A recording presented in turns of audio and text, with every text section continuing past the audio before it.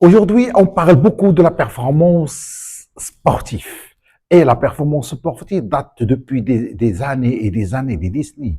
Et plusieurs domaines, comme la médecine, comme la psychologie sportive, comme la médecine sportive, comme les neurosciences sportives appliquées au sport, comme l'anatomie du sport, et beaucoup de disciplines qui ont contribué au développement et à la performance des sportifs de haut niveau et des champions. Aujourd'hui, on parle du coaching neuropsychologie. C'est une innovation de Jamaldine Boukar, fondateur de la méthode coaching neuropsychologie appliquée à plusieurs domaines, management scolaire, développement personnel, marketing et gestion des performances commerciales.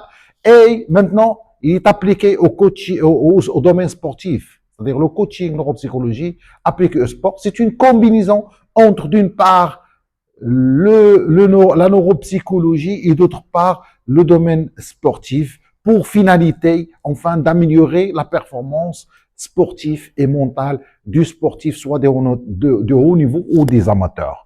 Quelle est la cible? La cible, bien sûr, ce sont les athlètes, ce sont les amateurs, ce sont les entraîneurs, ce sont les équipes sportives de toutes catégories confondues. Quand on parle de foot, de football, de rugby, on parle de tennis, on parle des sports de combat comme la boxe, comme le full contact et comme d'autres disciplines, bien sûr.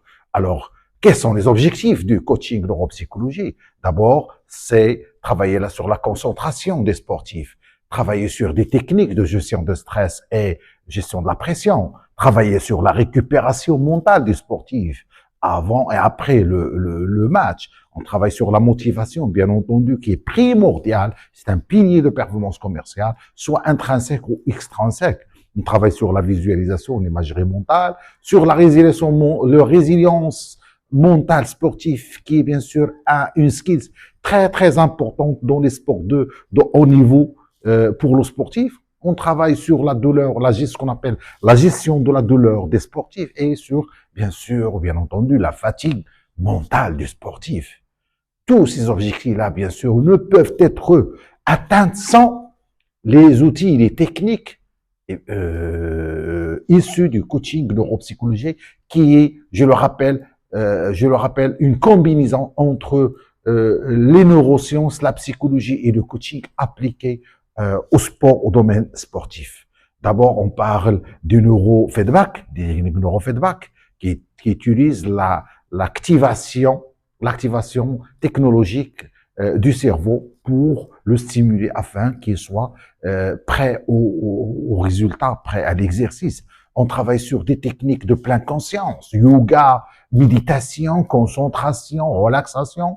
On travaille sur des techniques issues de la PNL, programmation neurolinguistique. On travaille comme technique de gestion des émotions et de l'intelligence émotionnelle. Comment utiliser la peur du point de vue psychologique pour booster la performance? Comment utiliser la joie pour continuer et ancrer pour avoir plus de résultats, bien sûr. On travaille sur la cohérence cardiaque, sur les biais cognitifs et d'autres techniques comme les neuromiroirs qui sont liés à l'empathie et des techniques liées à la psychologie comme le renforcement des croyances ou le remplacement des croyances positives par des croyances positives pour le renforcement ou le remplacement des croyances négatives par les croyances positives. On travaille sur l'identité du sportif, son estime de soi et sa confiance en soi. On travaille sur la notion de valeur et surtout ce qu'on appelle en coaching les valeurs et énergie. On travaille sur ce qu'on appelle l'hypnotisation ou la réactivation ou la programmation de l'inconscient pour qu'il soit accessible, prêt au combat, au défi, au challenge.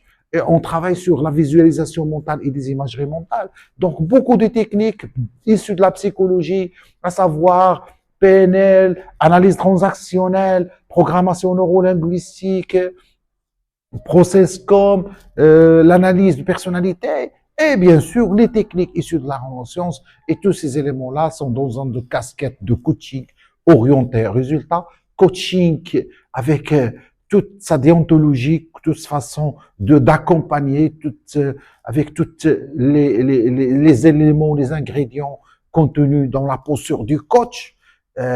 et d'autres éléments liés à la performance en général. Et en particulier, on parle de la performance du coaching neuropsychologie appliquée au sport et au service du sport de haut niveau ou des sports des amateurs dans toutes les catégories.